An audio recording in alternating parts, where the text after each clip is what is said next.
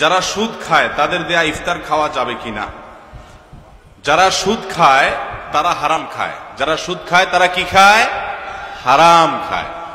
সুদের টাকা এটা যদি আপনাকে ইফতারির জন্য দেয় তো ইফতারি তো খাওয়া যাবেই না। ইফতারি ছাড়া এমনি খাবারও সুদের টাকা দিয়ে খাওয়া যাবে, কারণ যেটা হারাম সে হারামের টাকা দিয়ে ইফতারি তো করা যায় না, এমনিও খাওয়া যায় না। যার কারণে আপনি যদি জানেন কেউ আপনাকে 50টা টাকা দিছে, 100টা টাকা দিছে, এই টাকাটা কিসের টাকা? সুদের টাকা। তাহলে এই সুদের টাকা এটা দিয়ে যদি আপনাকে এমনি একবেলা খানা খেতে দেয়, আপনি জানেন সুদের টাকা দিয়ে দিছে, তাহলে ওটা খাওয়া আপনার জন্য কি হবে না? হালাল হবে না। ওইটা আপনি ওই ব্যক্তিকে ফেরত দিয়ে দিবেন, তাকে ফেরত দিয়ে দিবেন।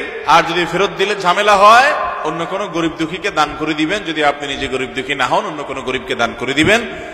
আর ইফতারি করার তো কোনো প্রশ্নই ওঠে। বিশ্বনবী বললেন, নামাজের চেয়েও বড়, রোজার চেয়েও বড়, যাকাতের চেয়েও বড়, সাদাকার চেয়েও বড় একটা ইবাদত আছে, আমি কি তোমাদের বলবো না? সাহাবারা বললেন, ইয়া রাসূলুল্লাহ, বালা, অবশ্যই বলবেন। সেটা কি? বিশ্বনবী বললেন, ইসলাহু যাতিল বাইন।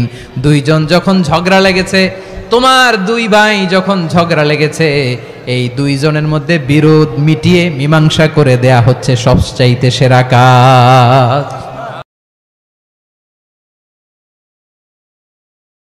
আসসালামু আলাইকুম। আজ পবিত্র জুম্মা মোবারক। জুম্মা মোবারকের মাধ্যমে উপজেলা মডেল মসজিদ হাতীবান্ধা চালু হয়ে গেল